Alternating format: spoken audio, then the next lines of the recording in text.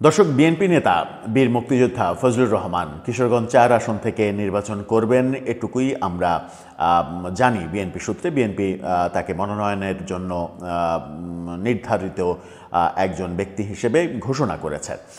সেই ঘোষণা যখন আমরা শুনেছি তখন এই পাগলাটে স্বভাবের এই বীর মুক্তিযোদ্ধা, বর্ষিয়ান এই রাজনীতিবিদ এবং সুপ্রিম কোর্টের সিনিয়র অ্যাডভোকেট এবার রীতিমতো ঝাঁঝালো বক্তব্যের সর্বোচ্চ পর্যায়ে চলে গেলেন মনে হচ্ছে। এবার তিনি প্রকাশ্যে ঘোষণা দিলেন যে জামাত যদি ক্ষমতায় যেতে পারে, এভাবেও তিনি বলেছেন যে যুদ্ধাপরাধীরা যদি ক্ষমতায় যেতে পারে তাহলে তিনি বিষ পান করে নিজের জীবন শেষ করে দেবেন। হঠাৎ করে এই ধরনের মন্তব্য তিনি কেন করলেন, কোন প্রেক্ষাপটে করলেন, কি বোঝাতে চাইলেন, কোন আত্মবিশ্বাসটা ফুটিয়ে তুলতে চাইলেন, সেটা একটু বুঝে ওঠার চেষ্টা করব ছোট্ট করেই। মুক্তিযোদ্ধা ফজলুর রহমানের কথা, নিজ দলের মধ্যেই নানাভাবে তিনি বিতর্কের জন্ম দিয়েছেন। বিশেষ করে মুক্তিযুদ্ধ বিষয় নিয়ে কথা বলতে গিয়ে অনেকের বিরাগভাজন হয়েছেন। যখন তিনি বঙ্গবন্ধুকে ওন করার কথা বলেন, ৭২-এর সংবিধানকে ওন করার কথা বলেন, তখন বিএনপির অনেকেও ব্যাপারটা সহ্য করতে পারে না, এই ব্যাপারটা আমরা দেখেছি। যাই হোক, এবার তিনি যে মন্তব্যটা করলেন সেটা রীতিমতো চাঞ্চল্যকর। দৈনিক ইনকিলাব তাদের শিরোনামটা দেখে নিতে পারেন। বাংলাদেশের প্রায় সব গণমাধ্যমে এই খবরটা করেছে। এখানে বলা হচ্ছে, জামাত সরকার গঠন করলে বিষ খাওয়ার ঘোষণা ফজলুর রহমানের। জামাত কিশোরগঞ্জ ৪ আসনে বিজয়ী হলে এবং দেশে জামাত সরকার গঠন করতে পারলে তিনি বিষ খাবেন, এমন কঠোর মন্তব্য করেছেন অ্যাডভোকেট ফজলুর রহমান। আজকে গত রাতে ইটনা সদর ইউনিয়নের ২ নম্বর ওয়ার্ড বিএনপি আয়োজিত সমাবেশে তিনি এই কথা বলেন। সমাবেশে বলেন, মুক্তিযুদ্ধের পক্ষে হাত তুলেন দেখি, রাজাকারের পক্ষে হাত তুলেন দেখি, একটা হাতও রাজাকারের পক্ষে ওঠে না। এরপরেও এরা নির্বাচন করে সরকার গঠন করবে। ইটনা, মিঠামাইন, অষ্টগ্রামে এরা পাশ কইরা ফেলবো, আমি বিষ খায়াম। অর্থাৎ সেখানে যদি জামাত পাশ করে এবং জামাত যদি সরকার গঠন করে তাহলে আমি বিষ খায়াম, ময়মনসিংহের ভাষায় তিনি যেটা বলেছেন। ফজলুর রহমান আরও বলেছেন, এরা যে বেঁচে আছে এটাই শেখ মুজিবুর রহমানের দয়া, জিয়াউর রহমানের দয়া, খালেদা জিয়ার দয়া। বেশ মজা করে কথা বলতে পারেন এই ভদ্রলোক। তিনি বলছেন, ২০০১ সালে খালেদা জিয়ার পায়ে ধরছে, ম্যাডাম আমাদের বাঁচান। তখন বাঁচাইছিল, এখন সাপ ফনা তুলছে। বিএনপিরে বলে চাঁদাবাজ, ধান্দাবাজ, চোর, বাটপার, এগুলো জামাত ছাড়া আর কেউ বলে না। এরা মুনাফেক, এরা বেঈমান, এরা অকৃতজ্ঞ।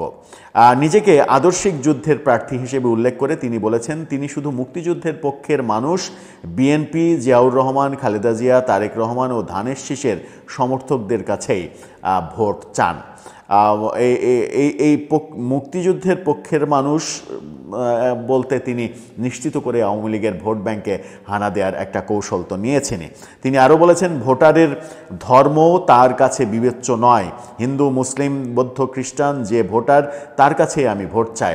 দেশের ধর্মনিরপেক্ষ রাষ্ট্র গড়ার লক্ষ্য নিয়ে স্বাধীনতা হয়েছিল।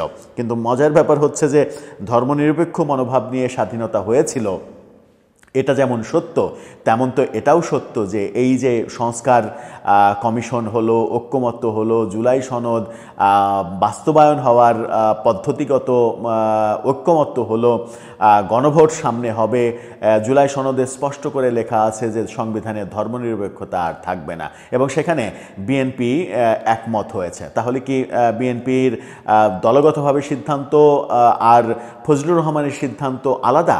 এই প্রশ্নটা আসতেই পারে। অনেক ক্ষেত্রে এটাই প্রতীয়মান হয় যে বিএনপির দলের সিদ্ধান্ত এবং ব্যক্তি ফজলুর রহমান, মুক্তিযোদ্ধা ফজলুর রহমানের সিদ্ধান্ত একেবারেই আলাদা।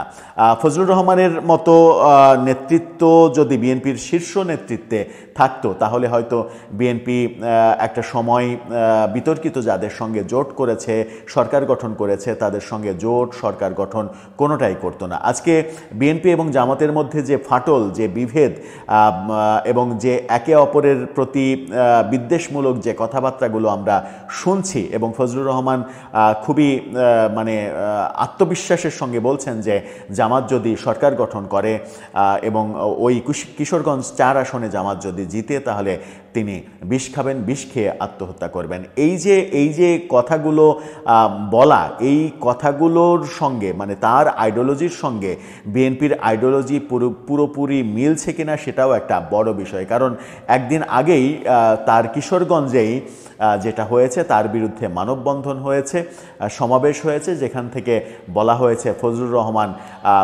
আওয়ামী লীগের পক্ষে কাজ করছে, শেখ হাসিনার পক্ষে কাজ করছে এবং শেখ হাসিনার বিচার প্রক্রিয়াকে তিনি বিতর্কিত করার চেষ্টা করছেন। সব মিলিয়ে বিএনপির মধ্যেই কিন্তু মানে ফজলুর রহমানের মুক্তিযুদ্ধের পক্ষে অবস্থানটা খুব একটা গ্রহণযোগ্য নয়, যেটা এর আগেও তাকে যখন 3 মাসের জন্য বহিষ্কার করা হলো তখন আমরা দেখেছি ছাত্র দলের ডাকসুর যারা ভিপি এবং জিএস ক্যান্ডিডেট ছিলেন তাদের 2 জন ফেসবুকে মানে ফজলুর রহমানের বিপক্ষে বেশ অসম্মানজনক পোস্ট করেছিলেন।